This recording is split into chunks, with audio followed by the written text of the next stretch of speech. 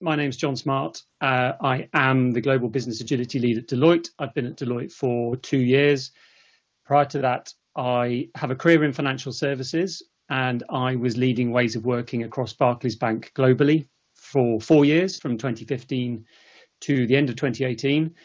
And I have about 30 years experience of agile and lean ways of working. I started out on the trading floor in investment banking in the early 1990s, and we were naturally agile, called lightweight processes at the time.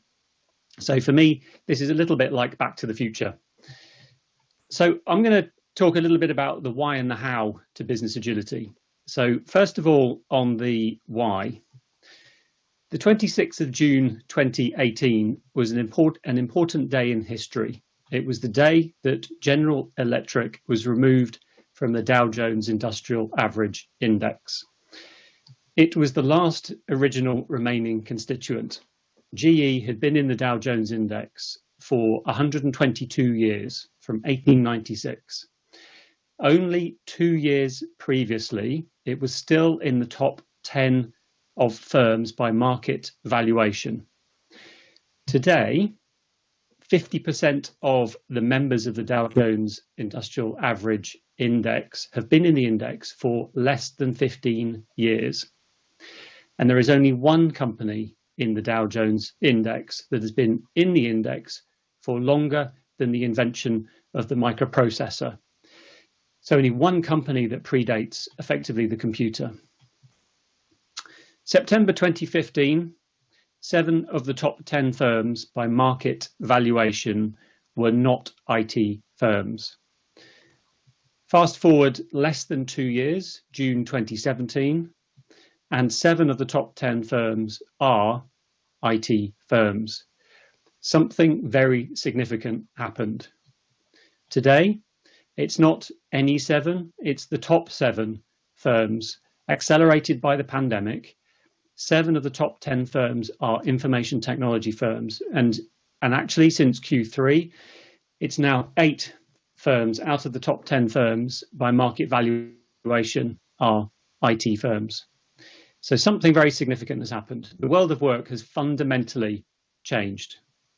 We've gone from the age of oil and mass production. These are workers in the Ford Model T factory in Detroit. And as you can see, top left, people are making wheels, and they're making the same wheels day in, day out, repetitive tasks. Or top right, they're making a petrol tank or a gas tank. People are doing repetitive activity. It's knowable. It's mass production, mass consumption. Henry Gantt worked with Frederick Winslow Taylor in the early 1900s, and that's where the Gantt chart comes from. The Gantt chart comes from manual labor in factories, and the line in the Gantt chart is, have you shoveled enough today? If you have, you can go home. If you haven't, keep working. Today, however, we're in the age of digital, and increasingly work is unique and it is unknowable. The activities require collaboration, they require conversation. In the Detroit factory, more than 50 languages were spoken, and that didn't matter because people weren't speaking to each other. Back in the age of oil and mass production. Now in the age of digital, people need to collaborate, they need to work together. Everything we do is unique. When you think of what's coming off the assembly line, it's not lots of instances of the exact identical same widget. In the context of digital and software, every binary coming off that assembly belt is unique.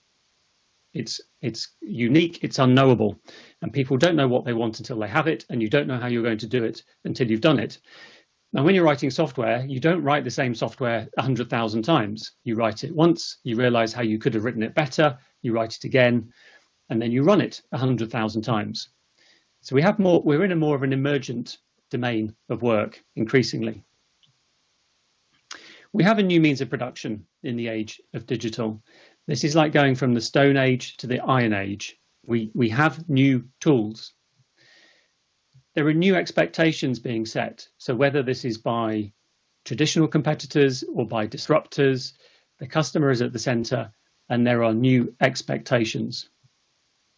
So therefore, in order to survive and thrive, it is necessary to adopt better ways of working suited to the change in the type of work and the means of production. However, it's not necessary because, to quote Edward Deming, survival is not mandatory. So the question to ask yourself is, what are you optimizing for? Douglas Hubbard, who's the author of How to Measure Anything, looked at the most valuable data for making decisions, for making investment decisions. And what he found is that the most valuable piece of information, first of all, for an investment in a product was, will it be used?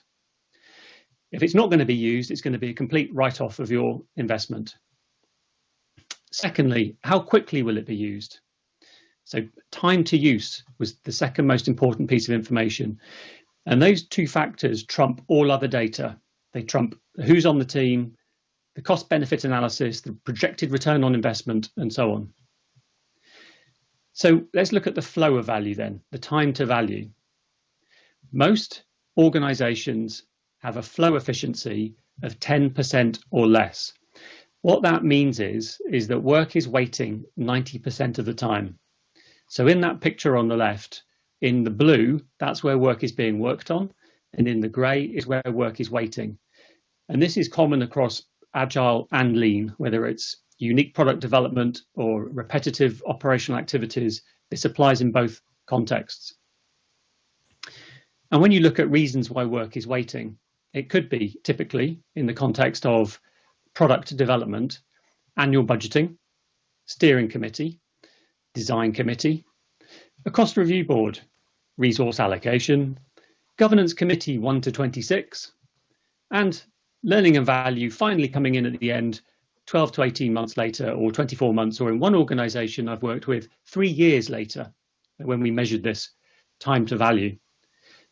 Yet you speak to IT and people in IT will say, yay, we're agile, woohoo. However, that doesn't necessarily improve the end-to-end time to value. You can improve agile in IT, that bit in the middle there, 90%. And if you've got impediments to flow upstream and impediments to flow downstream, it's going to have a minimal impact on the end-to-end flow of value. There's a saying I like, which is impediments are not in the path, impediments are the path. So the trick here is to try to remove the impediments to flow, to alleviate the impediments to flow, and have a picture more like the one in the bottom left. And that will give you sooner time to learning, to value, to de-risking, to pivoting, genuine agility, and to satisfaction, both colleague satisfaction and customer satisfaction. So the question to ask yourself is, are you optimizing for the fast flow of value? And do you know your flow? And it's surprising how many organizations don't know their flow and are not measuring it. I like to think that there's a shift from productivity to valuativity, which is a made-up word. The definition of productivity is the number of units of output per unit of input. And in the context of the age of digital, we don't want to have a feature factory. We don't want to be producing widgets off the end of the assembly line with questionable value. What we do want is we want the most value in the shortest time with the least effort. That's what we should be optimizing for, the most value in the shortest time with the least effort and actually the least output. So it's outcomes over output, focusing on the outcomes. It's not about velocity. It's not about doing more, because doing the wrong thing, doing more of the wrong thing, doing the wrong thing faster makes you more wrong. So the question is how? How do you get there? I'm going to share with you 8 patterns and anti-patterns. These are lessons learned the hard way. These are personal learnings from other people as well. Patterns will give you a tailwind. They'll help you with change. And anti-patterns will give you a headwind. They'll make a hard job harder. And it's important to note that there is no such thing as one size fits all, and there is no such thing as best practice.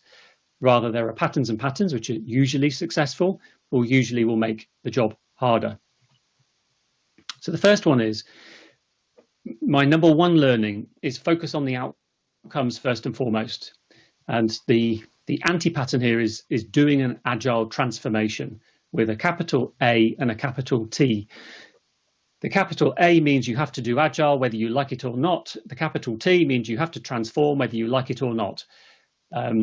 This is what I did at my previous employer. We ran an agile transformation. I was the head of the agile transformation. In year one in 2015, I'm going around telling people you have to do agile whether you like it or not. Some people embrace it and some people will resist that narrative. And we're special, or we've tried it before, or that doesn't work here. So my learning is to pivot on the outcomes. So we pivoted to focus on, first of all, better, which is quality, value, which you measure through objectives and key results, and it's unique, and it's why you're in business. It could be retail banking, investment banking, mortgages, equity trading, and so on. Sooner is time to value, time to learning. It's lead time, time to learning. It's throughput, a count of the number of items of value over a given period of time. Flow efficiency, which we looked at earlier. Safer is continuous compliance. It's agile, not fragile. It's data privacy, anti-money laundering, fraud. It's the regulatory mandatory stuff that needs to be done, or your own internal policies and standards. Happier is happier colleagues, customers, citizens, and climate, because it's not at any cost to society or to the planet in terms of improving ways of working. And in my previous role, after 3.5 years, on average, across tens of thousands of people across the organisation, we saw a 20 times improvement in quality. So we saw 20 times less failure demand. We saw on average a 3 times improvement on lead time and throughput and flow efficiency. So teams were 3 times quicker to learn, 3 times quicker to de-risk, 3 times less sunk cost fallacy. We saw a 20 times improvement in the best teams. We saw a positive compliance trend. We saw reduced impact radius when things did go wrong, and subject matter experts were spending 80% of their time proactively instead of reactively. And then for colleagues, we had the highest colleague engagement scores from an independent UView regular colleague engagement survey.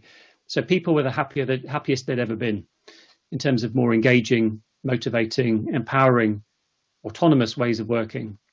And we saw a positive client net promoter score trend. And again, the anti-pattern is a top-down mandate of, and the capital A, capital T, agile transformation, which is what we tried, and it didn't improve the outcomes as much as focusing on these outcomes, measuring them, and making the trend in them visible. The second learning is to achieve big through small. Don't achieve big through big. So the anti-pattern here is to think big, start big, learn slow. The pattern is to think big, start small, learn fast. Achieve big through small. Have an S-curve adoption. Keep the gradient to change low to start with. We tried to do too much in year one. So a mistake that I made, a learning, was not to try to do too much. We tried to have too steep a gradient.